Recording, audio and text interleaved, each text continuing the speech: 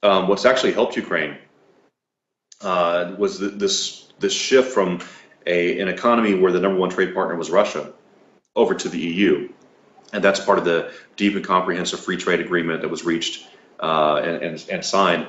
So most Ukrainian products now going to the EU are, are duty free or have very low tariffs on them. So that's helped because the EU is now the number one trade partner for Ukraine. Canada stepped up very big last year with CUFTA and the Canadian-Ukraine Free Trade Agreement, which took effect August of last year, and we've seen a pretty dramatic increase in trade there. A lot of opportunities to do much more, but that's been helpful.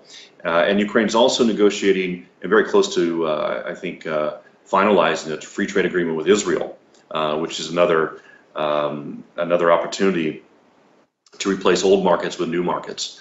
And even the other day, I saw talk of some sort of free trade agreement with the United Kingdom now that they're with Brexit and them going out of the European Union, but negotiating a bilateral with the UK and Ukraine. So Ukraine, to their credit, the Ministry of Economy and some of the individuals, the leadership there, has been aggressive in pursuing these trade deals, and I think that's a credit to them, and it benefits Ukrainian consumers because ultimately it brings down the price of goods. On an economic level, foreign direct investments coming in, it's not as much as it should be. Ukraine needs to grow much more dramatically, and it needs much more foreign investment. The way you do that is to have rule of law for everybody. Some incentives have been created in different areas. The renewable energy area, for example, is one of the areas where Ukraine is set to put up together a very attractive green tariff, which attracts some foreign investment. So foreign investment from Sweden, even Canada, has come in specifically because of that incentive that Ukraine's included. Gross domestic product this year is growing about 3%. They expect a bit of a decline next year, although that's not clear yet, but then they expect in 2020 a pretty good increase over 4%. We'll see what the actual numbers are. Last year's GDP was slightly above expectations, so that was a positive. And Ukraine is still recovering. In 2014, the economy, 1/6 of the economy was lost and it declined because of the war. So that takes a while to recover from. In short, though, Ukraine's making it. It's difficult. People are still watching their pocketbooks. On the higher end, you see things in Kyiv, the leading indicators, the Kyiv elites and the upper middle class, which mostly exist just in Kyiv. You do see them starting to loosen their pocketbook a little bit. Not a lot. This is not 2008 before the crisis, so to speak, or even, 2010, 11. But you start to see some indications that the economy is picking up. What am I excited about in terms of Ukraine and changes? I would say not so much the changes that will come, but changes that have already taken place but are now being implemented. And the two big things, number one, would be energy. Ukraine has not used a drop of Russian gas for 1,000 days. December 2013, Ukraine was essentially, addicted. 99% of its gas was coming from Russia, and that's changed. So to its credit, more than 1,000 days now, Ukraine has not used a drop of Russian gas. Yeah, they've accomplished that through reverse supplies to Poland, Hungary, Slovakia, but it still saved Ukraine money. It gives them energy independence, so that's something that is very positive.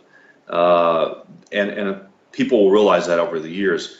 I think there's not a wide recognition of that by the public yet. Secondly, healthcare. The healthcare reform is currently being implemented. It was passed last October, but in April this year, people started to choose their family doctors. So one of the key elements of the healthcare reform is each family chooses a family doctor to treat them. That becomes their primary physician, who then is responsible for recommending specialists, who knows the family's medical history. The mom has this illness, so that's probably what the kids have, so he knows which diagnostic tests to run and so forth. They sign a contract with family physicians, which provides them things like an annual physical, checkups, and these sorts of things. So there's a list of mutually agreed on responsibilities in that contract. Also, for the first time, Ukrainians have state-provided medical insurance. So, a year ago, only 6% of Ukrainians had any form of medical insurance whatsoever. 6%. Now today, you have 100% of Ukrainians have state-provided insurance. And that insurance benefit will increase over the years.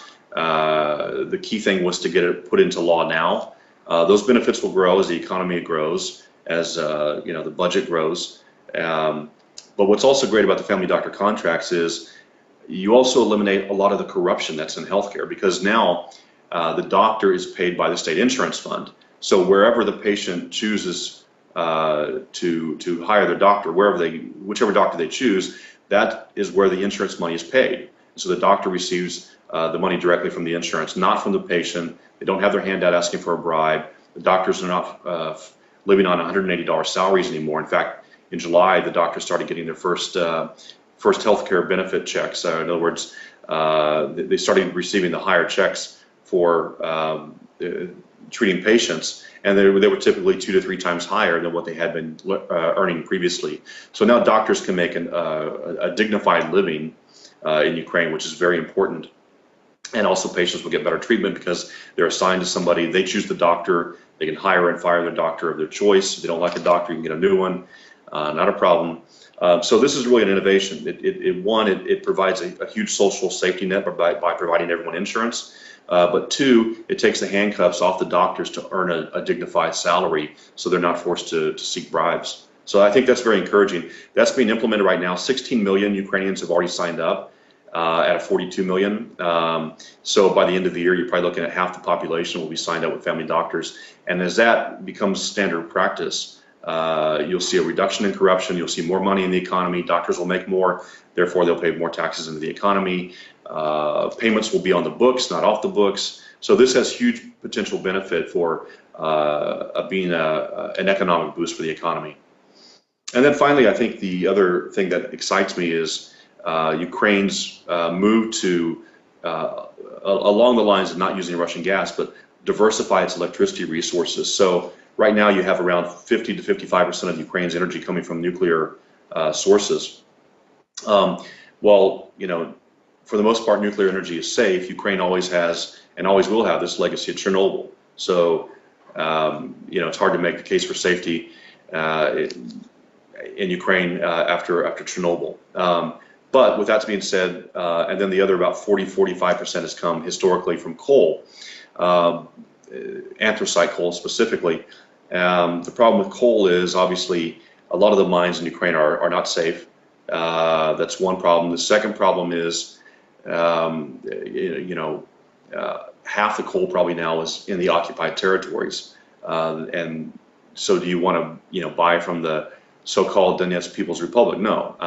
So that's why you've seen Ukraine in the last 2 years buy coal from South Africa, from the United States, and so forth. But that's expensive.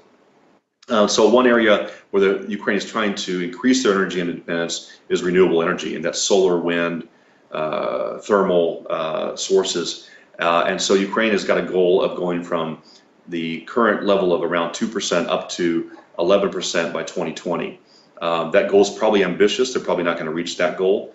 But if they can get to 5%, then that's all the less they have to depend on coal, which also has a negative environmental effect, or nuclear energy, which has a questionable legacy in Ukraine. Thank you. Always a pleasure.